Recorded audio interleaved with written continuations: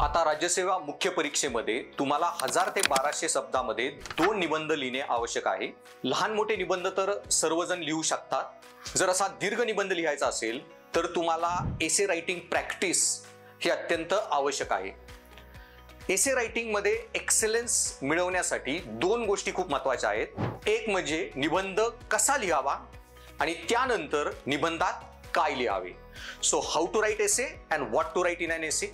मी अक्षय कदम गेली 10 वर्ष यूपीएससीच्या विद्यार्थ्यांना निबंध नीतिशास्त्र आणि आन्सर रायटिंग या विषयांचं मार्गदर्शन करत आलो आहे आणि आता मराठीमधूनच मी निबंध आणि नीतिशास्त्र या विषयांचं मार्गदर्शन तुम्हाला करणार आहे।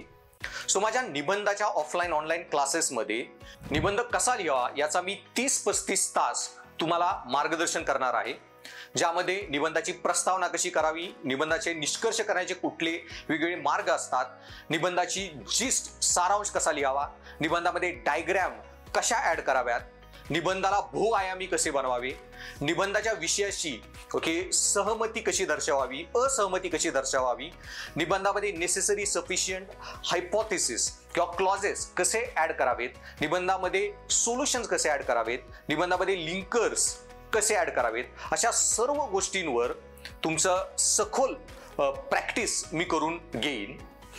त्याचबरोबर एकदा का तुम्हाला निबंध कसा लिहावा हे समजून आले, त्यानंतर सर्वात महत्त्वाची गोष्ट असते योग्य कंटेंट। कंटेंट नसेल तरी तुम्ही निबंधामध्ये एक्सेलन्स मिळवू शकत नाही।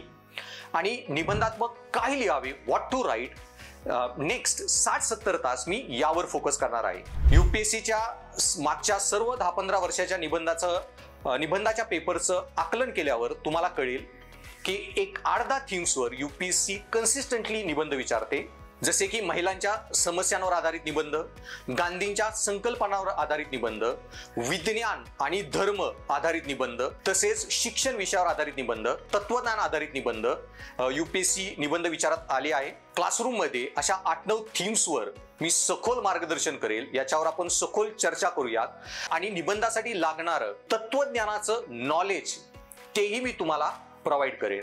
आणि त्याचबरोबर यूपीएससीने विचारलेल्या प्रिव्हियस इयर सर्व एसे टॉपिक्सवर आपण चर्चा करूच, ज्यामुळे तुम्हाला निबंधाचं आकलन कसं करावे आणि त्याचबरोबर निबंध कसा लिहावा, त्याची संरचना आणि निबंधात काय लिहावे या सर्व मुद्द्यांची योग्य कल्पना येईल। सो अधिक माहितीसाठी जॉईन करा माझा Telegram channel Darshanik MPSC by Kadam sir, subscribe करा माझा YouTube channel Darshanik MPSC by Kadam sir आणि कॉन्टॅक्टसाठी मला खालील नंबरवर संपर्क साधा।